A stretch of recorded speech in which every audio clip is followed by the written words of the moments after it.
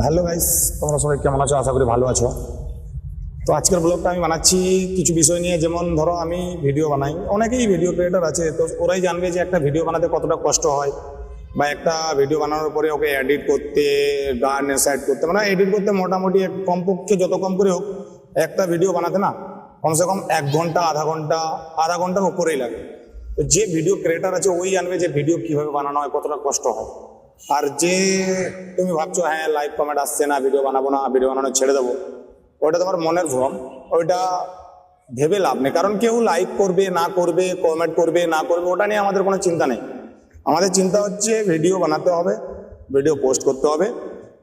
তবে হ্যাঁ, এখানে কোনো টাকা পাচ্ছি না বেতন আমরা, বাট যখন পাবো তখন একটু ভালোভাবেই পাবো। তো তাই ভিডিও বানানো কেউ বন্ধ করো না, ভিডিও বানিয়ে যাও। কষ্ট করলে কিছু পাওয়া যায়, এটা সবাই ভালো করে জানো তোমরা গাইস।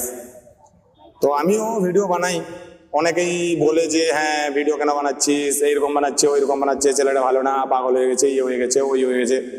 তো এইগুলো সব কিছু না গাইস, জাস্ট তুমি একটা কথা ভেবে দেখো, যখন তুমি রোদের মধ্যে কাজ করে 300 টাকা ইনকাম করবে না, তখন কেউ তোমার দিকে তাকিয়ে বলবে না যে ছেলেটা এত কষ্ট করছে, টাকা ইনকাম করছে, পরিবার চালাচ্ছে, কেউ বলবে না।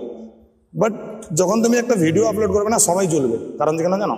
যদি তুমি ভাইরাল হয়ে যাও, টাকা ইনকাম করো, ওদের জ্বলবে। তাই তো ওগুলো সব হাঁটাও, ভিডিও বানাও যে যার মতো। কেউ মিউজিক ভিডিও, কেউ শায়রি ভিডিও, কেউ লিপস্টিক ভিডিও, যে যেমন বানাচ্ছে ভিডিও বানাও।